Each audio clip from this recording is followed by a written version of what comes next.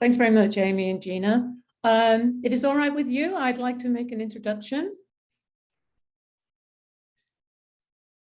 Yes.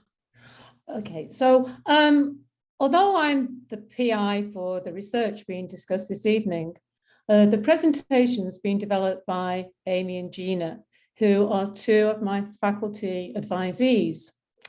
And as a faculty advisor, my intent is always to develop the doctoral learning community by promoting opportunities for my advisees to find their voice as academic researchers.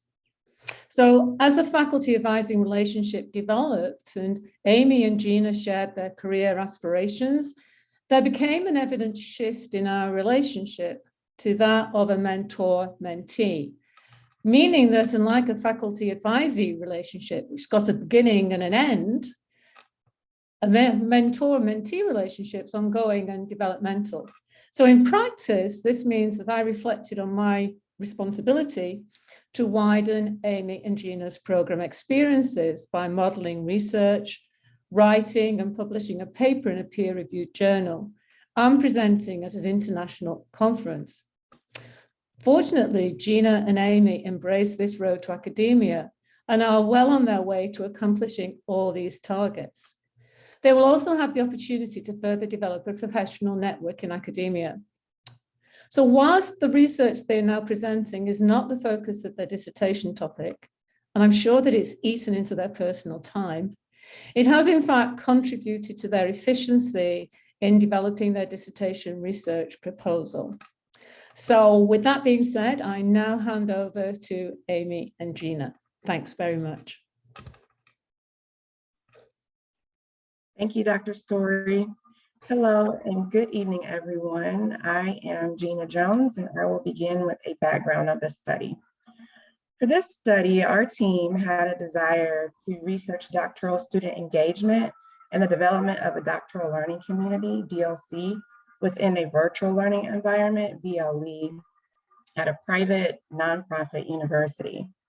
Berry 2017, Winger 1998, and Winger and Snyder 2000 define doctoral learning community as the scaffold enabling doctoral students to develop scholarly dispositions and knowledge through varied formal and informal activities. For this study, we define virtual learning environment as an online or web-based platform for classes. The purpose of the study was to examine the perspectives of doctoral students and faculty concerning weekly voluntary Zoom meet sessions utilizing breakout rooms and the impact of these weekly online class meeting sessions on the development of the doctoral learning community. Breakout rooms are sessions that are separated from the main Zoom meeting. The theoretical framework for this study includes Tinto's model of institutional departure and Aston's student involvement theory. Tinto's model of institutional departure posits that for students to persist, it is imperative that there is an integration of academic and social systems at the institution. According to Aston's student involvement theory, the personal growth and learning affiliated with an educational program directly corresponds to student involvement. The literature review revealed that weekly meet sessions and breakout rooms may increase student engagement within virtual learning environments. Next slide, please. Given the background of this study, the research questions are the following. What is the perception of voluntary meet sessions in a virtual learning environment doctoral program by doctoral students and doctoral faculty? Sub-question 1, do weekly voluntary meet sessions contribute to the development of a doctoral learning community? And sub-question 2, do breakout rooms contribute to the development of a doctoral learning community? And I will turn it over to Amiee to discuss the methods. This study utilized a sequential mixed methods approach. On this slide, you can see the 3 phases of data collection and the type of data collected during each phase. The purpose of the 2 quantitative surveys was to gather data that captured doctoral student and doctoral teaching faculty perceptions of weekly meet sessions and breakout rooms, and their contribution to the development of a doctoral learning community. The student survey questions were self-developed based upon a review of the literature related to student engagement and program retention. The faculty survey was adapted from the student survey. Many of the questions were modified to be applicable to faculty. For example, I have completed a course with voluntary meet sessions, which changed to, do you hold voluntary meet sessions? A description of the sample population, sample sizes, and response rates for both surveys is indicated on the slide. I will highlight the results from each section of the survey, the demographic data, perceptions of the meet sessions, and perceptions of the breakout rooms in a few moments. The purpose of the focus group interviews was to provide in-depth insights into doctoral student survey responses. All of the Doctoral Student Association officers were invited to participate, 5 accepted. This sample of students was chosen because of their unique insights into doctoral student motivations and because of their exposure to a broad cross-section of doctoral students. There it goes. I know there's a lot of data presented on this slide. I would just like to spotlight the data point that was most striking to us, the employment data.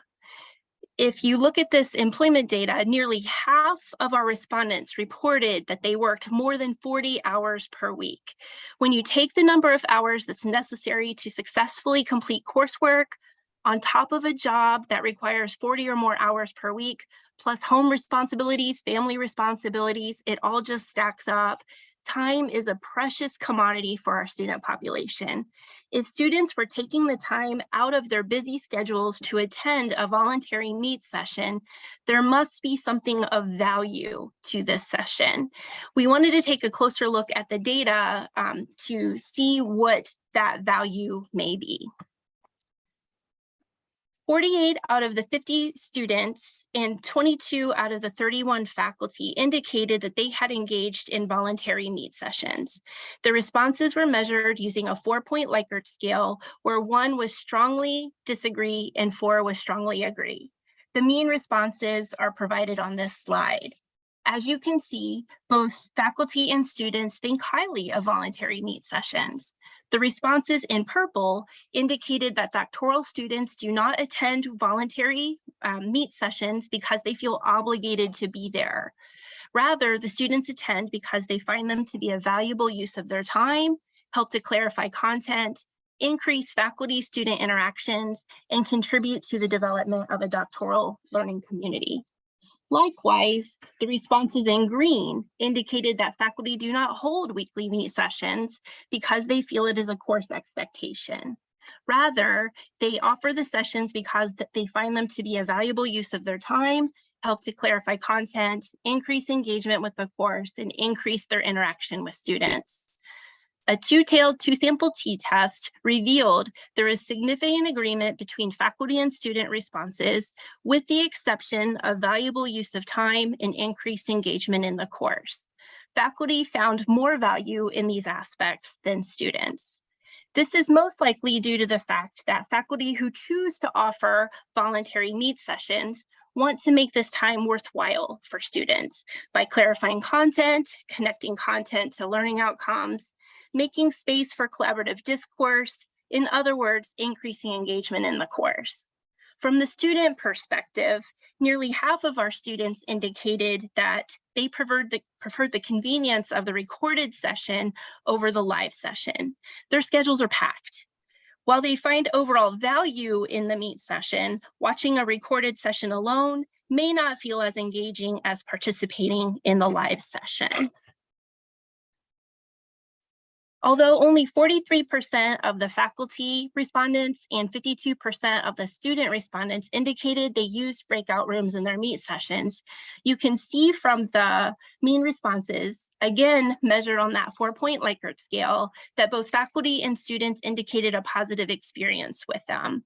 From this data, in our focus group responses, which you will see in a moment, one recommendation is for professional development opportunities to learn more about the use of breakout rooms, perhaps a lunch and learn in which faculty share how they use breakout rooms in their courses and their experiences with them.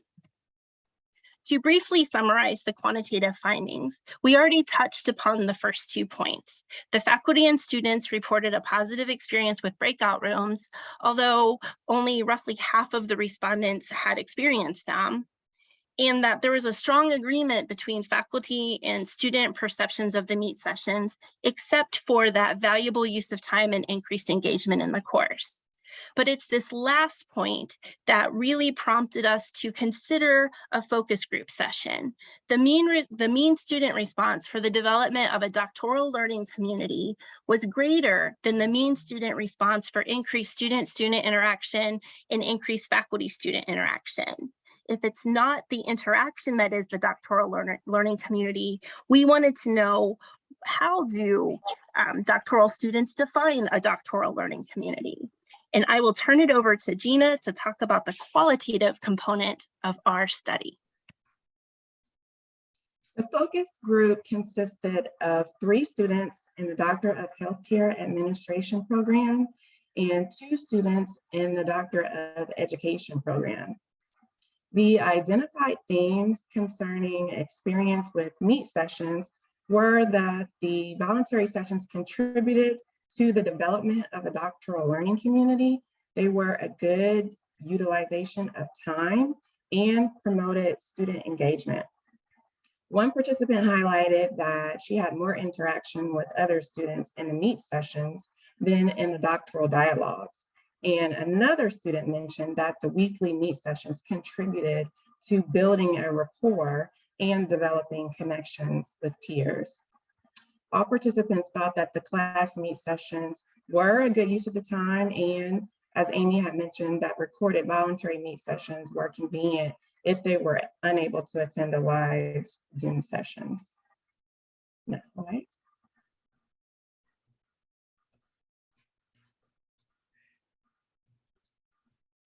Okay, with regard to the focus group's experience with breakout rooms, only one participant experienced a breakout room in their doctoral program, and it actually was an EDD student. And even though one of the participants experienced a breakout room, participants did have experience with breakout rooms outside of their doctoral coursework, and they shared opinions on breakout rooms as being a source of developing connections, sharing ideas, increasing peer interaction, and being more open to stay for the duration of the class meet session if breakout rooms were incorporated. Next slide. This slide of the PLAR integration process is simply a joint display of our analysis technique to interpret and integrate the quantitative findings from the survey and the qualitative findings from the focus group. The quantitative findings were analyzed first, and then the qualitative findings were analyzed second, and then we compared and contrasted the results from each. Next slide. As a result of our findings, the conclusions are that both doctoral students and faculty perceive that meet sessions and breakout rooms promote the cultivation of a doctoral learning community. Meet sessions provide opportunities for knowledge sharing, developing relationships, and increased interactions with peers in other doctoral programs. Aside from the conclusions, some limitations for this study consist of the use of a non-standardized survey, an unequal sample size in the survey and focus group, which impacted the integration of the quantitative and qualitative data. Students were also enrolled in one of 4 virtual learning environment doctoral courses offered during the summer 2021 semester, and they were also in varying points of their doctoral programs. Next slide. For the recommendations, we suggest that there's future research on doctoral learning communities by focusing on the instructional strategies, methods, and resources that will allow faculty to keep students engaged to facilitate the learning process. Also, there's future research needed to investigate the influence of barriers within institutions, resources, and the organizational culture affiliated with doctoral students and faculty when exploring the impact that meet sessions and breakout rooms help to build a doctoral learning community. Lastly, future research should also consider equal sample sizes between the quantitative and the qualitative data.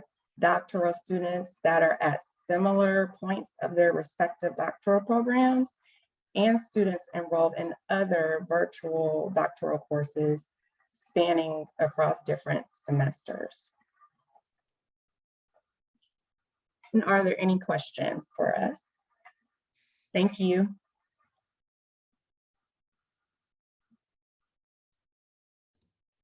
Thank you very much, Gina, Amiee, and Dr. Storey. Your information is extremely valuable as we are all a part of this new normal virtual world and virtual learning. There's a comment in the chat from Tim Raymond who says that this is very useful and dynamic study on importance of student engagement and learning via meet sessions and engagement also peer-to-peer and professor to students. And so we have a question whether or not is there any information regarding instructional design that is used for this study? Any information regarding the instructional design that was used for this study? Amiee, are you able to take that question? As far as the instructional design is what we were looking at, what prompted this study in the first place is, let me answer the question from that perspective. I apologize. When we were first chatting, it was in a conversation with Dr. Storey. I was discussing with her that I felt I had been very spoiled by many of my courses because we had weekly meet sessions, and I happened to be in a course that particular term where we did not, and I felt that I was missing that opportunity. I missed seeing other students in the course, and I didn't feel as connected to the course or to other students. And so that is what prompted the study as a whole. As far as the instructional design goes, the doctoral learning courses, they usually have at least one meet session in which it's required. For points is how we look at required sessions. Usually all doctoral courses have at least one session that is required, but it is based upon the faculty's wish whether or not they want to offer other ones. So the instructional design aspect is that every course does have that one meet session incorporated to help start those learning community, those conversations, maybe that engagement, but then it is left up to the instructor to continue that practice should they want to. I don't know if that answered the question, but I will take another stab at it if you want to ask again. Thank you very much, Amiee. There are two raised hands, but unfortunately I cannot see them. I've just been alerted. Dr. Payo, are you able to see? Yes, Dr. Raymond and Cecily. So Dr. Raymond, go first.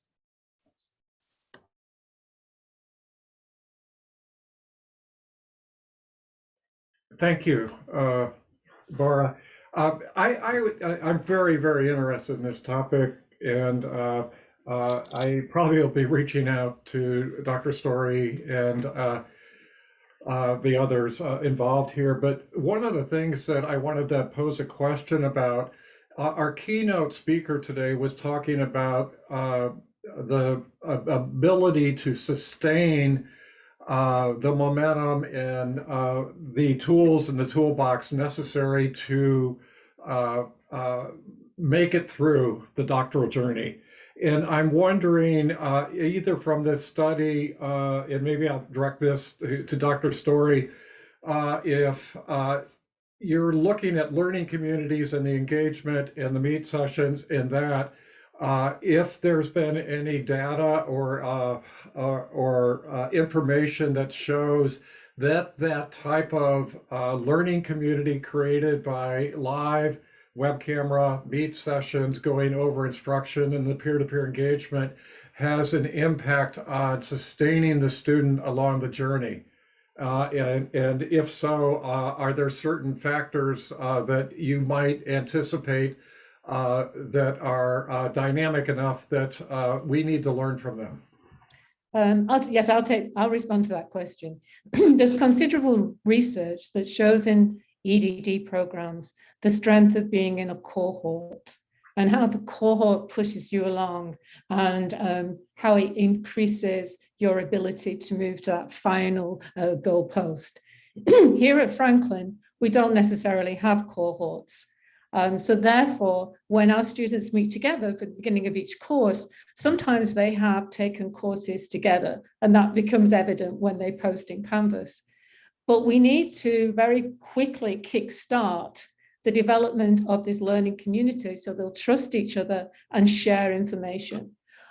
So that is one of the starting points of why we started emphasizing the need for a doctoral learning community. And many of us referenced that, but we started looking, first of all, at Wagner's work in relation to professional learning communities, and then how that transferred to what we want to see as a doctoral learning community, particularly at Franklin. So it's very much part of my vocabulary, and we try to make it part of the students' vocabulary as well.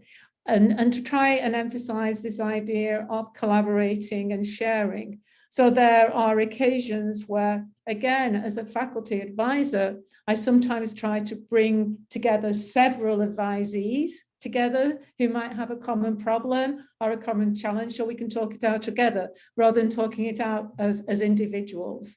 So there is considerable research that virtually says, as a body of students, you're more successful than being an individual. And I think that's come through with virtually every presentation we've had tonight. You know, thinking about the mentor, thinking about advisees, thinking about sustainability. I hope that answers your question, Dr. Raymond. Very well. Thank you very much. Excellent. Hi, thank you again for this presentation. I had the privilege of being in the focus group, the DSA focus group for this, and it was very insightful as we were discussing our responses to your questions in the focus group. But listening now as you presented your results of both the quantitative and the qualitative research that has been conducted, I had two questions or thoughts. The first one being is you noted that your respondents were in various phases of their doctoral journey. And I would be interested in how the responses compared depending on where the respondents were in that phase of their journey, if they were just beginning or if they were further along, whether they had the preference to the live meet sessions. A second would be, and a second thought that I have, because I'm a person who prefers the live meet sessions. I felt the courses where I did have the weekly meet sessions, I was more engaged and felt a little more comfortable with the work that I did.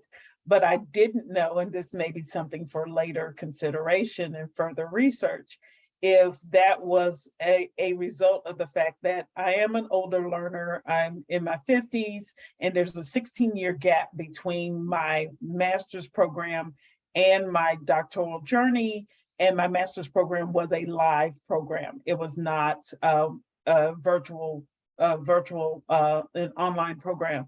So even though I was working while I was doing my master's, 3 times a week, I took a 45-minute drive and then sat in classes for half a day and then turned around and came home. So that I would be interested in knowing what impact that had. And then lastly, something that you brought up, Dr. Storey, in the focus group, and I know I'm throwing so many things out here, was when I shared my comments about the classes where I had the meet sessions, you noted that some of the professors every professor I mentioned at the time was full-time faculty as opposed to adjunct faculty. And I wondered what impact that had on the faculty's decision, one, to have the weekly meet sessions, and the engagement that their students had. I know that was a lot. If you don't want to touch it all, I totally understand. Well, thanks. They're all excellent questions. We do have the data as to how far a student is in the program, but we tended not to look at that because, as I said, a number of students have brought credits from other programs, from other institutions. And so we wouldn't be comparing like with like. So that's why we didn't go down that particular road. In relation to the third question, in relation to the adjunct and permanent faculty, that is interesting and that could be explored at a later date.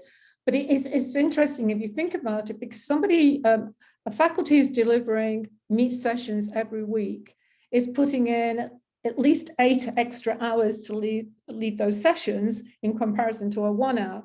And is also developing those sessions and normally is giving some kind of reflection and feedback after those sessions. So you must be talking about perhaps another 20 hours that some faculty is doing over and top of their normal delivery. And sorry, I forgot what was the second question. I've done the first and the third. What was the second?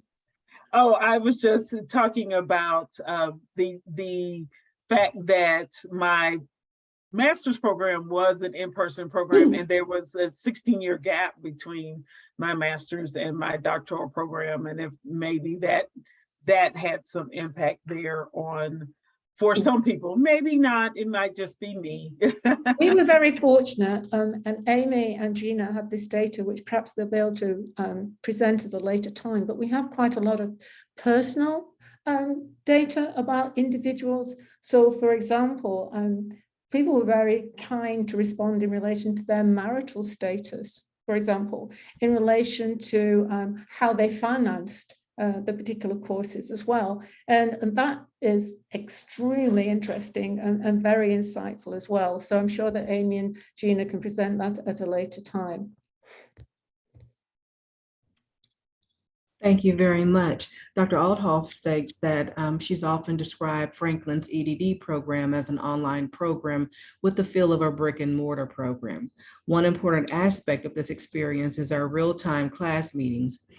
I appreciate your work to understand the implications of these meet sessions, particularly how we might leverage Zoom tools such as breakout rooms. So she's thanking you for sharing your work. Oh, that's very kind of it. Thank you.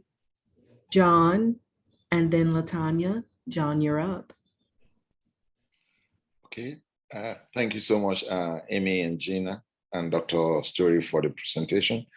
In your report of the research, you mentioned that most students or some students prefer listening to recorded classes and then response to the weekly assignment or weekly reflections that is needed. But I was wondering if there is you have an idea or you have something to show with regards to the response, how the students do feel, since they do not have the time to attend those live classes. How do they take in writing the reflections that is needed? Gina, can you take that question? Yes, I'm trying to understand the last part of your question. Could you repeat the last part of your question? You're asking about, you said something about reflections. Right, so the question is, do we have any information to show the response that the student have, or how do they feel in developing the reflections that is needed? Because for those classes that they don't attend, it is expected that they should write a reflection in order to get the point they need. So how do they feel? Where is the time that they have, or do they put in enough time to write those reflections? So we didn't factor in, you're saying like for instances where the students are unable to attend the meet session and they're required by their instructor to submit a reflection after watching their recording. I think that's what you're saying. Okay. our research didn't extend to that, but that would be interesting to research that at a later date. But some of the reasons that participants gave for not being able to attend the meet sessions were time zone differences, given the specific day of the week, they might have a conflict with work, traffic in their work commute where they may not be able to get to the meet session to sign on online in time. But despite all of that, what we learned from participants was that the meet sessions, they do impact the peer interactions, the instructor interactions, this idea of this supportive community. We heard the concepts of tribe multiple times in the focus groups, that the peer assignments help to build those relationships with people. But as far as the reflections, we didn't study that, so we don't have any information for that at this moment.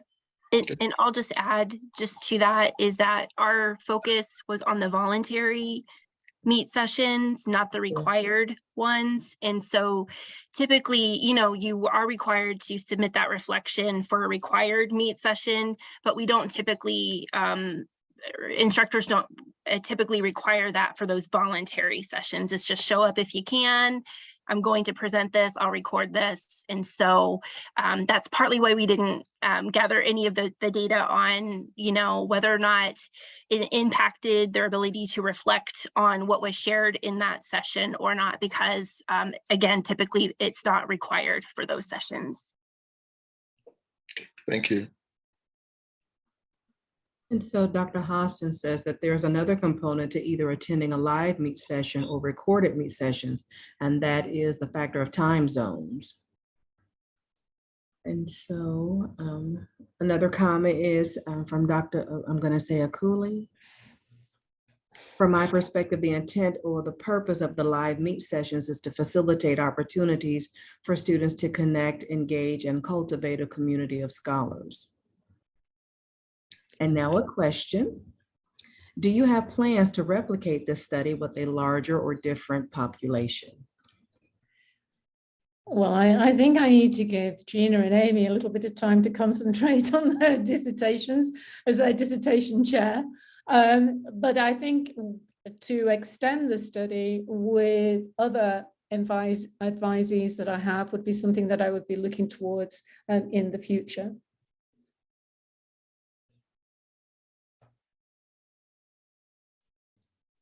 Thank you very much, Dr. Storey, and thank you, Amiee and Gina. If there are no other questions, we are prepared. Latanya has one. Yep. My apology, Latanya. Okay. So in full disclosure, Amiee and I have been in a few classes, but I wanted to take a moment out and say that this particular young lady has no bounds. She is very, very good at what she does. And you kind of captured my experience being a student. This is kind of my first online, 100% online program. And so, yes, there was a difference between the mandatory versus the person or the voluntary meet sessions, but it did, in my opinion, build more community.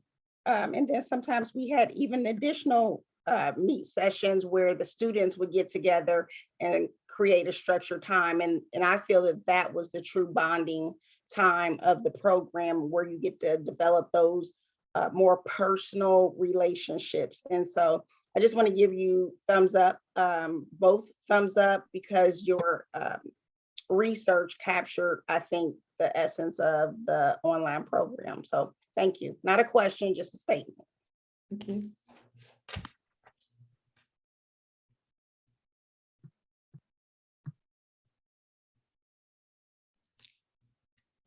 I don't know if there are any other questions. All right, then. We are prepared then to move forward